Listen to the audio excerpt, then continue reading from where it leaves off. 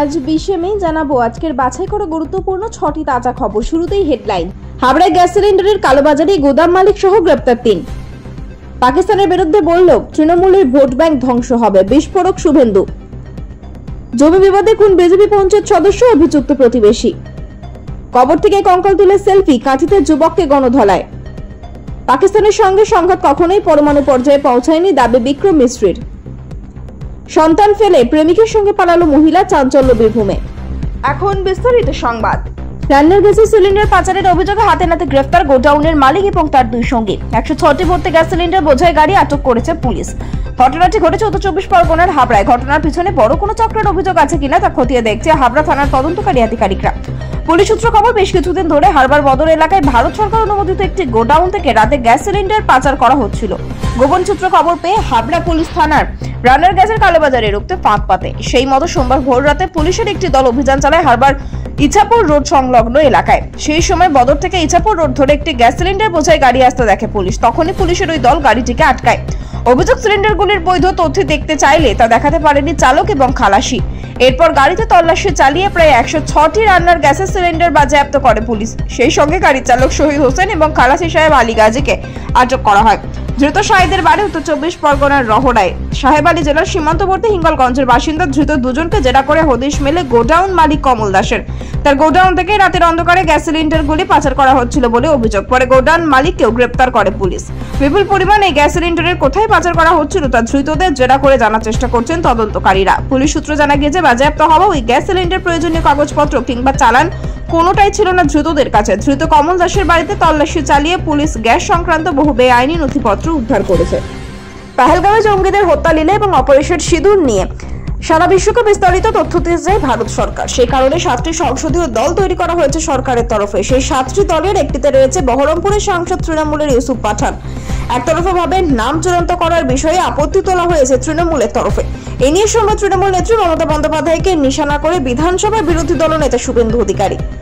এদিন জলপাইগুড়ির বানারহাটে হাজির হয়েছিলেন নন্দীগ্রামের বিজেপি বিধায়ক। অপারেশন সিঁদুরের সাফল্য উদযাপনে তিরঙ্গা যাত্রার আয়োজন করা হয়েছিল বানারহাটে। সেই কর্মসূচিতে যোগ দেন শুভেন্দু। তারপর মঞ্চ থেকে সংসদীয় দলে ইউসুফ পাঠানের নাম থাকা নিয়ে তৃণমূল কংগ্রেসকে নিশানা করেন তিনি। বিরোধী দলনেতা বলেন, ভারতবর্ষ থেকে সব দলের সাংসদরা যাচ্ছেন 31টা দেশে অপারেশন সিঁদুরের কথা বলতে। আমাদের এয়ারফোর্স, আমাদের ডিফেন্স, আমাদের প্যারামিলিটারি তাদের কথা বলতে।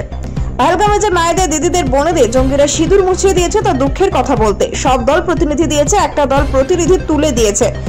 তার নাম কি জানেন? প্রশ্নের উত্তর শুনে শুভেন্দুকে দিতে হয়নি। উপস্থিত জনতাই বলে দেন সেই দলের নাম তৃণমূল কংগ্রেস। তারপর পশ্চিমবঙ্গের শাসক দল ও বাংলার মুখ্যমন্ত্রী তথা তৃণমূল নেত্রীকে নিশানা করে বিধানসভার বিরোধী দলনেতা শুভেন্দু প্রথমে প্রশ্ন করেন কেন তুলেছে। এরপর কিছুক্ষণ থেমে নিজেই উত্তর দেন, বলেন যাতে পাকিস্তানের বিরুদ্ধে বিদেশের মাটিতে কিছু বলতে না হয়। পাকিস্তানের বিরুদ্ধে বললে ভোট ব্যাংক নড়ে যাবে, তাই তিনি প্রতিনিধি প্রত্যাহার করে নিয়েছেন। জম্মু কাশ্মীরের পাহেলগামে গত 22 এপ্রিল 25 জন পর্যটক ও একজন স্থানীয় বাসিন্দাকে হত্যা করে জঙ্গিরা। সেদিন বেছে বেছে হিন্দু পর্যটকদের হত্যা করা হয়। দিন 15 পর পাল্টা জবাব দেয় ভারত। পাকিস্তান ও পাকিস্তান অধিকৃত কাশ্মীরে 9টি জঙ্গি ঘাঁটি গুড়িয়ে দেওয়া হয়। তার মধ্যে অন্যতম পাকিস্তানের মধ্যে থাকা জয়শি মোহাম্মদ লস্করি তৈবার সদর দপ্তর।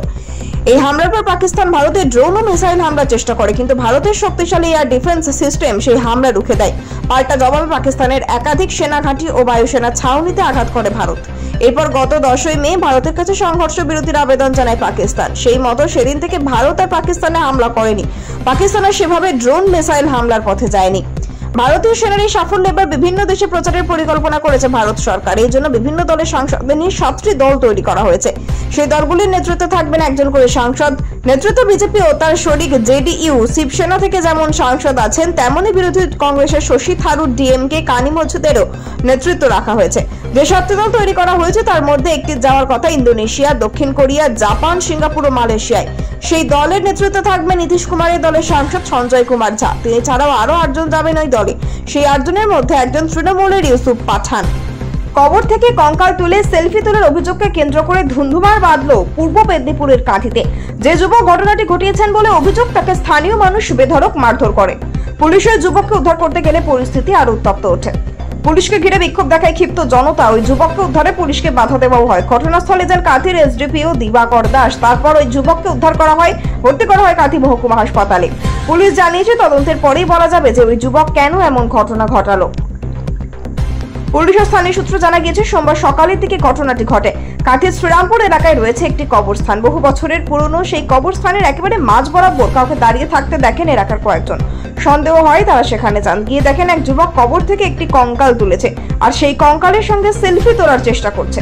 প্রথমে স্থানীয়দের কয়েকজন যুবককে পাকড়াও করে। তিনি কেন এমন কাজ করছেন তার জন্য জবাবদিহি চাওয়া হয়। স্থানীয়দের দাবি স্পষ্ট করে কোনো উত্তর দিতে পারেনি ওই যুবক। এদিকে ওই খবর ছড়িয়ে যায় এলাকায়। স্থানীয় বাসিন্দারা সেখানে হাজির হন। ওই যুবক কঙ্কাল তুলেছে সেলফি তোলার জন্য। এই বিষয়টি জানাজানি হতেই ক্ষোভ ছড়ায়। ক্ষিপ্ত জনতা মারধর করতে শুরু করে ওই যুবককে। শ্রীরামপুর কঙ্কাল কাণ্ডের খবর যায় কাঁথি থানায়। সেখান থেকে পুলিশ যায় ঘটনাস্থলে। ততক্ষণে ওই যুবককে বেধড়ক মারধরের পর একটি গোডাউনের মতো কোনো জায়গায় তালাবন্ধ করে রেখে দেওয়া হয়, কিন্তু পুলিশকে যুবককে উদ্ধার করে বাধা দেওয়া হয় বলে অভিযোগ। এই নিয়ে জনতার সঙ্গে পুলিশের কার্যত খণ্ডযুদ্ধ বেঁধে যায়। পরিস্থিতি সামলাতে ঘটনাস্থলে কমব্যাট ফোর্স পাঠানো হয়। সেখানে কাঁথির এসডিপিও দিবাকর দাস তিনি পরিস্থিতি খতিয়ে দেখেন, তারপর জনতাকে শান্ত করে যুবককে উদ্ধার করেন। তারপর ওই যুবককে নিয়ে যাওয়া হয় কাঁথি মহকুমা হাসপাতালে। আপাতত সেখানেই ওই যুবকের চিকিৎসা চলছে বলে জানিয়েছে। এই নিয়ে দিবাকর দাস বলেন, আমরা খবর পাই যে কবরস্থান থেকে 7 বছরের পুরনো একটি দেহ একজন ব্যক্তি তুলেছেন। সেই নিয়ে উত্তেজনা তৈরি হয়। সেই ব্যক্তিকে এখানকার কিছু মানুষ মারধর করে। আশঙ্কাজনকভাবে অবস্থায় ওই ব্যক্তি হাসপাতালে ভর্তি করা হয়েছে। জমি নিয়ে বিবাদের জেরে বিজেপির পঞ্চায়েত সদস্যকে খুনের অভিযোগ প্রতিবেশীদের বিরুদ্ধে। রবিবার রাতে ঘটনাটি ঘটেছে মুর্শিদাবাদের রঘুনাথগঞ্জের দফরপুর গ্রাম পঞ্চায়েতে। মৃতের ছেলের অভিযোগ, জমিতে পাঁচিল দেওয়ার প্রতিবাদ করায় লোহার রড দিয়ে পঞ্চায়েত সদস্য মেনকা মণ্ডলের মাথায় আঘাত করা হয়। মৃত পঞ্চায়েত সদস্যের স্বামী এবং ছোট ছেলে আশঙ্কাজনক অবস্থায় হাসপাতালে ভর্তি রয়েছে। ঘটনায় মূল অভিযুক্ত কুরান মণ্ডলকে গ্রেপ্তার করেছে পুলিশ। বাকিদের খোঁজে তল্লাশি চালানো হচ্ছে। এদিন মুর্শিদাবাদের পুলিশ সুপার অমিত কুমার সাহা বলেন, ঘটনায় একজনকে গ্রেপ্তার করা হয়েছে, বাকিদের খোঁজ চালাচ্ছে পুলিশ। পুলিশ সূত্র খবর, জমি নিয়ে দুপক্ষের মধ্যে বিবাদ দীর্ঘদিনের ছিল, কিন্তু রবিবার প্রতিবেশীরা জবরদস্তি পাঁচিল তুলতে শুরু করে বলে অভিযোগ। আর তার প্রতিবাদ করায় ধারালো অস্ত্র ও লোহার রড দিয়ে হামলা চালান প্রতিবেশী কুরান মণ্ডল এবং তার পরিবারের সদস্যরা। মেনকা মণ্ডলের মাথায় রড দিয়ে আঘাত করা হয়। তাকে বাঁচাতে গিয়ে মেনকা মণ্ডলের স্বামীও আহত হন, তার হাত ভেঙে গিয়েছে। এমনকি মৃতের ছোট ছেলের মাথায় আঘাত করে অভিযুক্তরা। ঘটনার পর 3 জনকে জঙ্গিপুর সুপার স্পেশালিটি হাসপাতালে নিয়ে যাওয়া হয়। সেখানেই রবিবার গভীর রাতে চিকিৎসাধীন অবস্থায় মৃত্যু হয় মেনকা মণ্ডলের।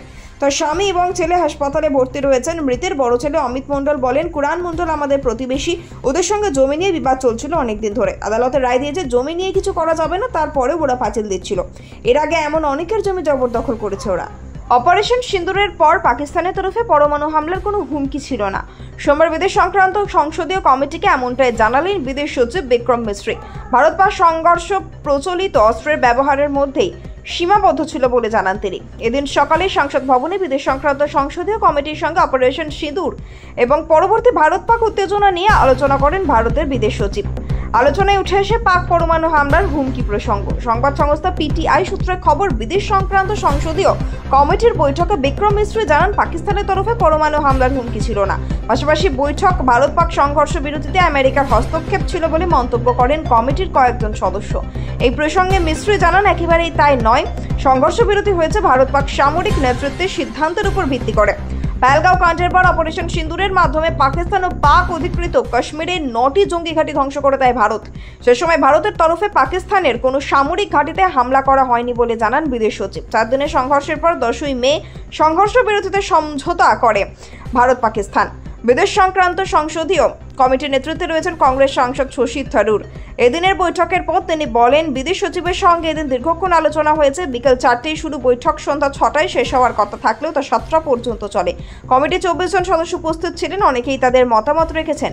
কমিটি বিদেশ সচিবের বক্তব্যকে সমর্থন করেছে এবং নিরাপত্তার প্রশ্নে দেশের পাশে রয়েছে। শশী ছাড়াও কমিটিতে রয়েছেন তৃণমূল সাংসদ অভিষেক বন্দ্যোপাধ্যায়, কংগ্রেসের রাজীব শুক্ল, দীপেন্দর হুডা, বিজেপির অপরাজিতা ষড়ঙ্গী, অরুণ গোভিল এবং এআইএমআই এর প্রধান আসাউদ্দিন ওয়াইসিও প্রত্যেকেই এদিনের বৈঠকে উপস্থিত ছিলেন।